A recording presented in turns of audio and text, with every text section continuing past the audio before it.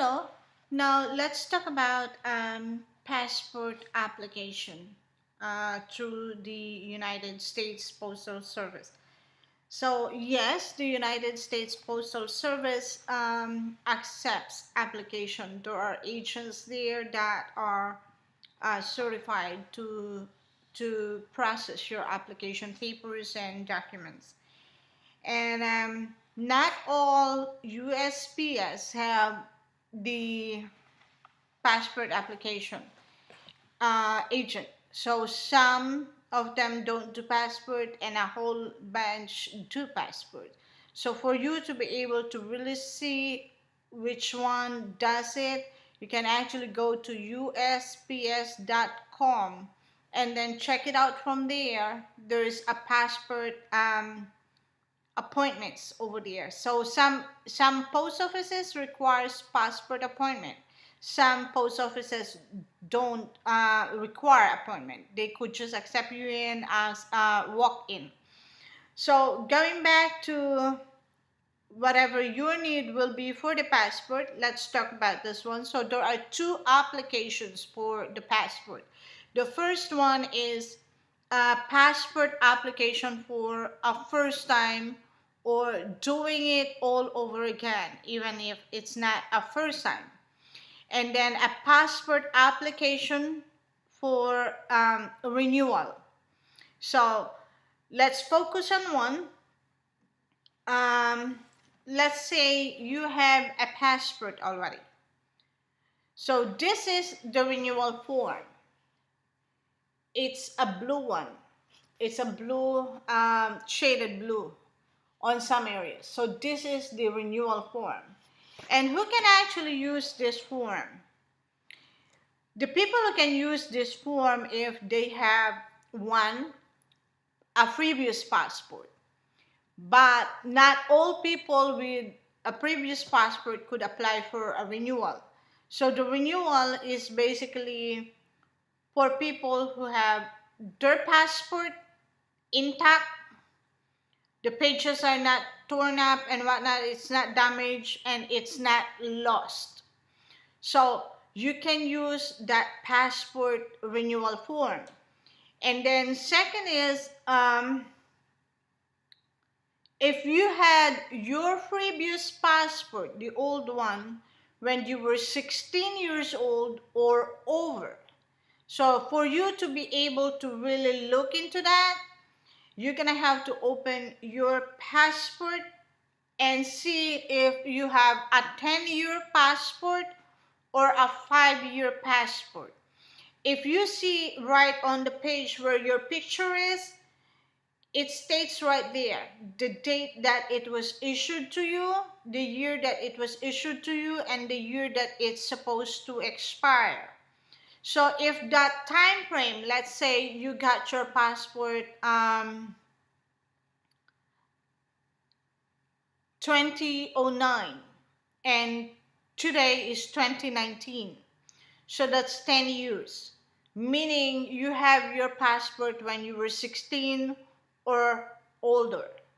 So you can apply for the renewal of passport.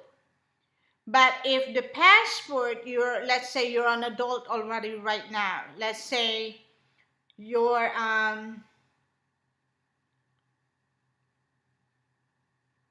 20ish something. So you have your passport now and it's going to expire 2019 today.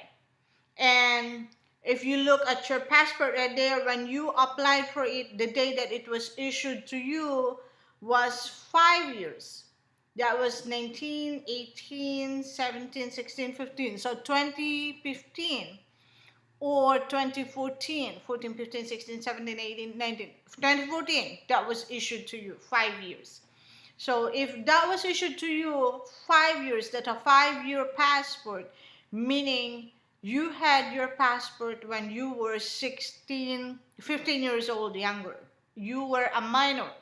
So although you have your passport back then and it's supposed to be renewal, you cannot apply for a renewal. So you're going to have to apply as a first-time applicant as an adult. So you're gonna have to use this form.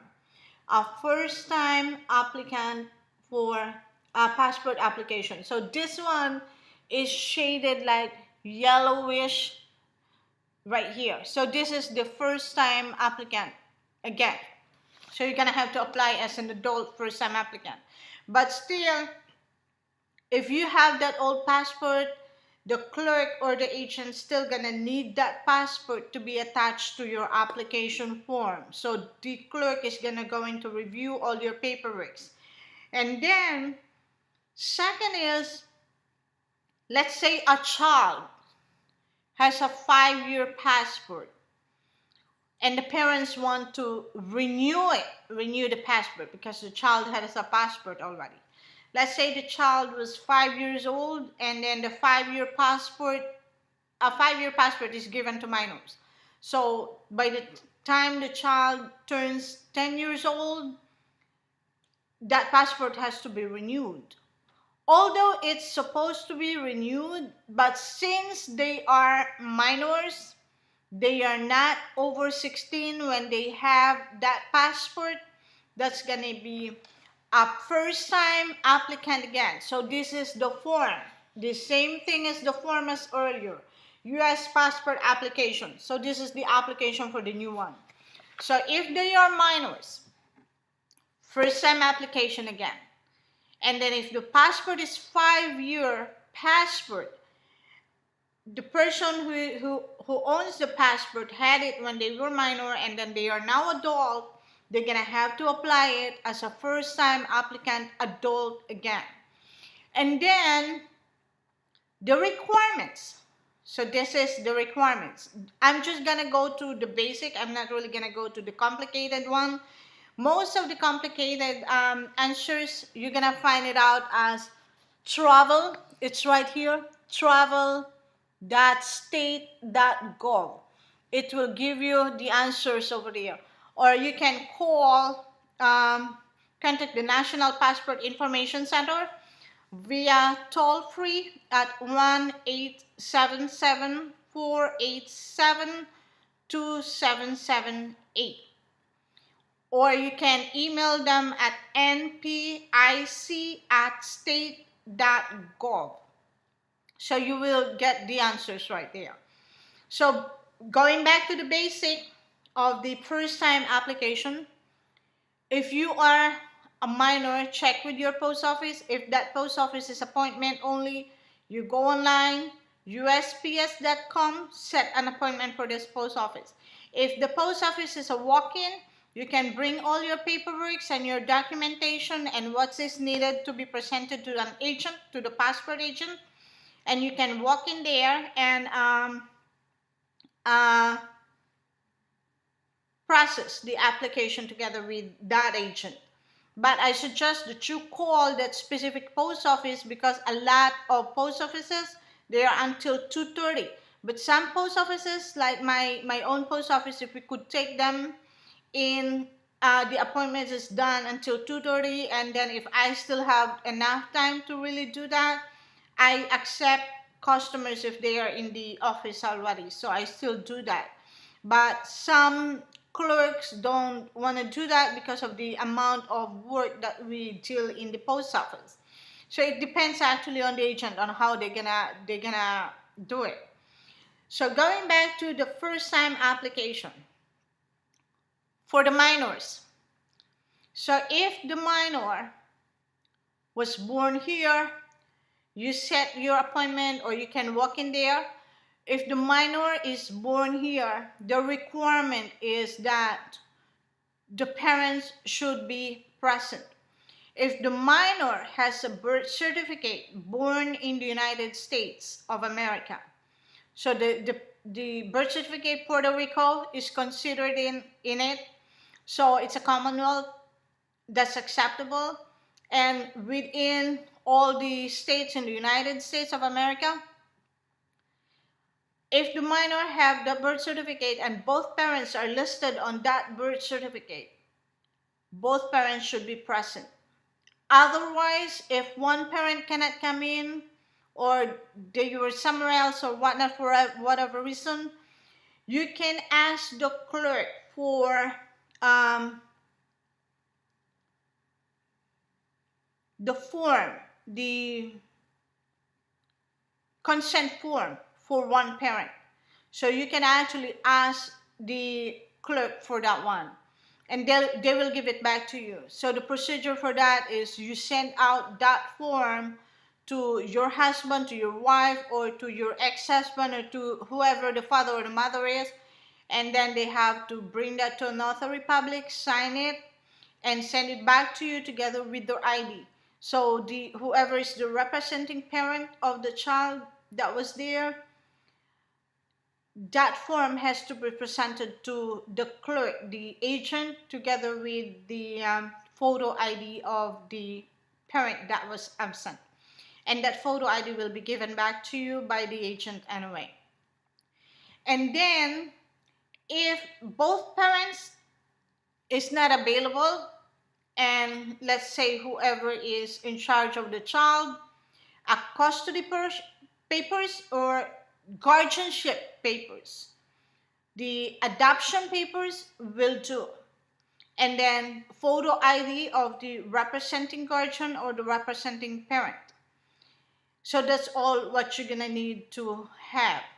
And if the child is adopted, born in a different country, you have to bring that adoption form. That adoption form, or the form that was from the embassy, that would show the agent that you are the parent of, you are the adopting parents of that child. And then, if you're an adult, basically it's just birth certificate, same thing. Birth certificate and driver's license should be fine, or any other form of photo ID that's valid. Ones that are expired will not be accepted as an evidence for the application. So what we usually do, the agents do, is they photocopy those evidences, and then you have to be aware that the original copies of the birth certificate, the original copies of the adoption paper, the custody paper, or the original copy of the guardianship paper will be mailed out by the agent together with the form and all your other applications to the U.S. Department of State. So don't get mad at the agent, because that's her job or his job to do that part. And once the whole process are done, the agent is going to give you a tracking number. You have to ask for the tracking number. So that tracking number is the packet that has to be sent out. It is being mailed to the U.S. Department of State in a priority mail envelope. So there is a tracking number on that envelope, and you ask that agent for the tracking number. So you're gonna have an evidence that all your paperwork were there together with the important documents and has been sent out to the U.S. Department of State. And then going to the renewal, as we talked earlier, the only thing that you're going to need with renewal is you don't need any appointment for that. You can walk into any post office and mail it out. You can definitely mail it out yourself, or you can have a clerk, not even an agent. You can have a clerk review that paperwork. But basically what you're going to need is the original passport. That's what you need. And the form that you have to fill out. So there are other things to consider in the renewal. You can renew if you have the 10-year passport, meaning you have that passport when you were an adult already. So you can renew. Second, you can only renew that passport if it's within the 5-year expiration period. So you're gonna look at the expiration period on your passport. If it's over 5 years, you cannot renew it. You have to do it all over again. Do it as a first-time applicant again. But still the same, you're gonna have to give that passport to that agent, because that agent's gonna attach that passport into this form. And then with the renewal, so the renewal one, um, you have your passport and then you have filled up the form. If it's a 10-year passport, you can renew it. And it's within that 5-year expiration period. If it's over 5 years, you cannot renew it. You have to do it all over again. And then for the renewal, some passports are lost. So if that's lost, you cannot renew it. You have to file for a new application again and fill up a form for lost passport. The agent knows that form, so you can ask the agent for that form, or you can download it online in travel.state.gov. And then for the renewal again, for the children, if they are still minors, they cannot renew it. They have to do it all over again. And one thing is, some passports are still intact, but sometimes it's not readable because it has been in the flood, or it has been, water has been spilled on it, or whatever happened to it, or pages are missing. That cannot be renewed. So you have to file for a new passport again. So for the renewal, all you need is the original passport and the form. And everything is being done in the post office. We take pictures. You can pay them either by check or money order. And to this date, the money order is $1.25 if you decide to purchase a money order, or if you have a check and you're not in a hurry. So if you have travel plans, I suggest that you get your passport the soonest time, you file for an application the soonest time as you can.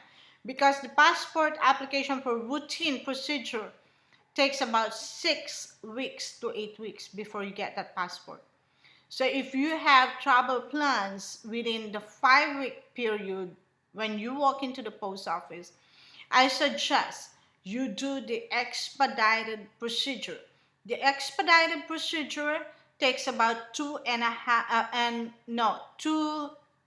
weeks and 3 weeks, 2 to 3 weeks. If you get lucky, it's 1.5 weeks. But if you need it the same day, you can just check out the travel.state.gov. There are certain offices, not the USPS, it's the US Department of State offices themselves. They can do it within 1 day, 2 days, or 3 days. So, but if you are like step with the time, I would suggest you expedite it, or you go to an agency that would process it within 1 day, 2 days, or 3 days, and you get your passport right away. And with the passport thing, it's all in here. You can actually fill up the form. The shaded area right here, those shaded area, make sure that all the informations are correct and everything. Just the shaded area. All those little details, they require it to be filled up. If you don't know, let's say for example, the birth date of your mother or the birth date of your father, you can put a question mark on there and tell the clerk that you don't know it. And that's all that you're gonna need to do. And good luck with the travels and everything. Subscribe to my channel. Thank you for listening.